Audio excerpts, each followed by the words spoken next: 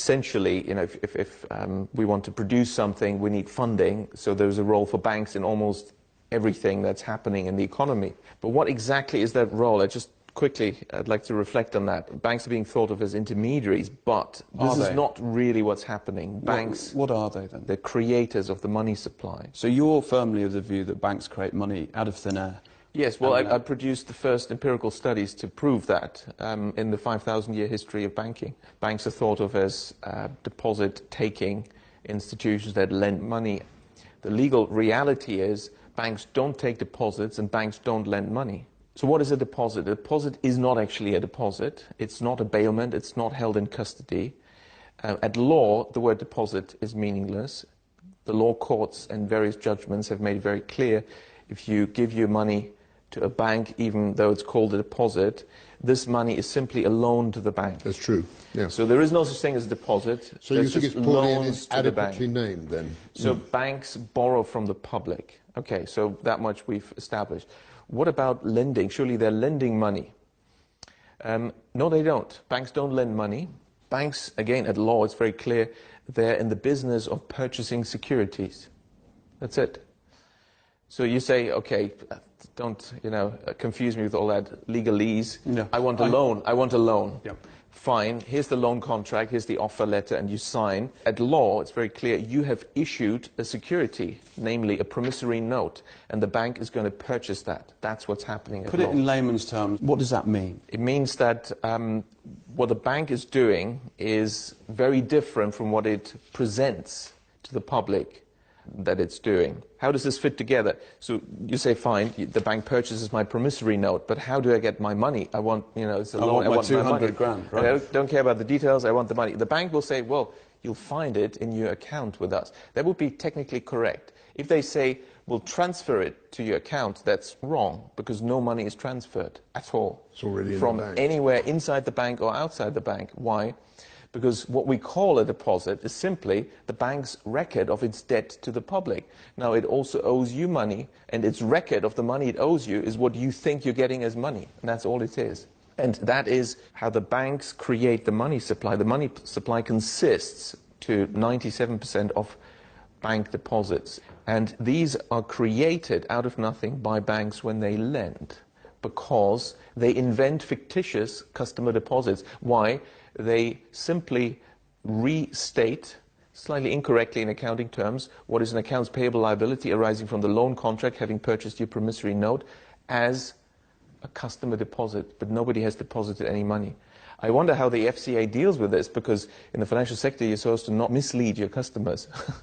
Anyway, I don't think the answer so the banks create the money supply by inventing these claims on themselves, the fictitious deposits. That can be actually positive for the economy as long as this money creation is in line with the creation of new goods and services, implementation of new technologies, and therefore adding value. And adding value in the economy is funded by this money creation. If that happens, and we're talking about business investment, productive loans, productive bank credit, you will have no inflation. These loans can also be serviced and repaid, and you have a stable economy without problems and with low inequality. And so countries that achieve this, that the banks lend mainly for productive purposes, whether it's Germany in much of its 200-year history, or in the last century, the East Asian economies where bank credit was largely for productive purposes, then you find. But there's two more cases. I quickly need to point them out because that's the contrast. But just clarify that inequality is significantly lower? Lower, yes. Inflation is low? Yes, and you have stable growth. And the real economy thrives. Is booming, yes. That's when bank credit creation is focused on productive lending for productive purposes. As opposed to speculation and asset price. As opposed to, there's two other types. If banks create credit for consumption, it's obvious what's going to happen. You suddenly have more money created and more demand for goods, but it's the same amount of goods and services. So you're creating consumer price inflation. That's well understood, and central banks are watching that a little bit. And what's less well understood is, and what's the biggest in the UK, it's probably more than 70% of all lending, actually way more than that, is bank credit creation, so money creation for financial transactions, for asset transactions, for purchasing ownership rights. Now then you have a problem. Why? Because you're creating new money, but you're not creating new goods and services. You're simply... They're constant, aren't they? You're giving somebody new purchasing power over existing assets, and therefore you must push up asset prices. So this, you can draw a chart where you show, you know, asset prices, land prices, property prices in the UK, and they will match very closely, as I've shown in Japan and other countries. And that also creates the inequality. So when the banking sector has focused too much on unproductive lending, and in the UK it's dominant. It strikes me that what you're telling me, and tell me I'm wrong, is that lending, in order to get round this deposit/loan situation, needs to be categorized. You're right, exactly. Is that right? That's right. We need to look at where the money is going. That makes a whole world of difference. Okay. So if money bank credit is extended for productive purposes, you're fine. You'll get a good economy, no inflation, and financial stability. And also, you don't have this inequality problem. And do you think there should be different capital ratios towards each? Capital, the whole Basel capital approach doesn't work. Why? Because it's premised on the idea that banks are just financial intermediaries. But they're not. They're money creators. We need bank regulation that recognizes reality of how the banks actually operate. So what you're saying, this is a regulation problem? Clearly, yes, it's a regulation problem. That's right. We need different regulation. And the only regulation that actually has succeeded in history, and we have good data for the 20th century in particular, in preventing asset bubbles and banking crises, which are all driven by this bank credit for financial transactions. You know, leads to this asset boom. And it's a game of musical chairs, you know, you have to play it, it's rational to play it while the music is playing, which is how asset prices are driven by ever more bank credit for financial transactions. The moment it stops, asset prices fall, you get the first bankruptcies, banks get risk averse, the whole thing goes into reverse and banks go bust. But you can avoid this, and the only regulation that has succeeded in avoiding this is guidance of bank credit. Simple rules. The simplest form of bank credit guidance is to simply ban bank credit for financial transactions. It doesn't mean financial transactions are bad. No, let the speculators speculate and let them even borrow money, but not from banks.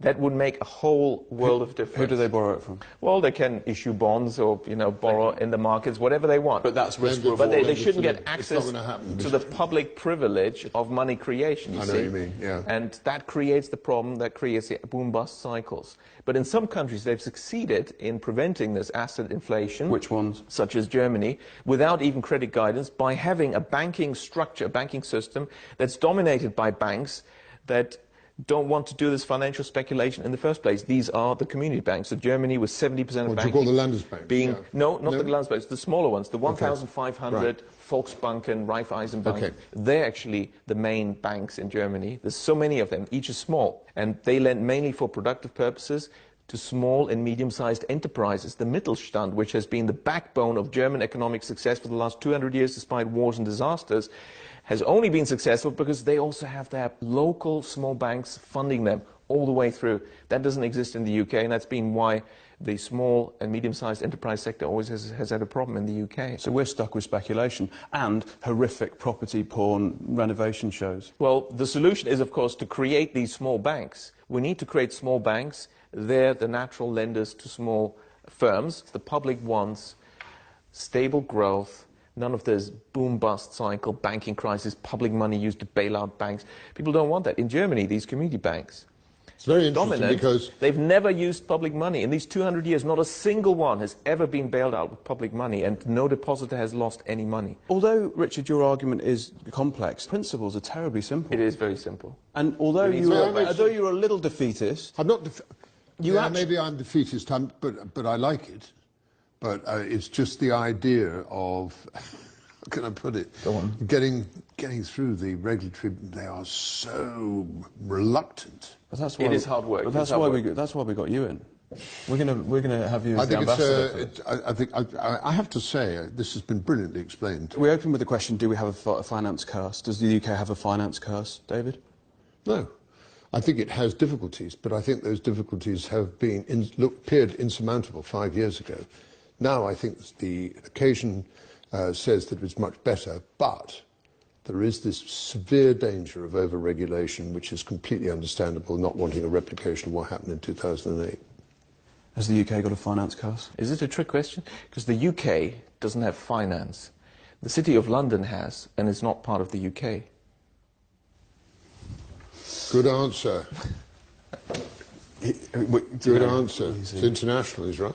The City of London is outside the United Kingdom. Do you know that? It's really shocking.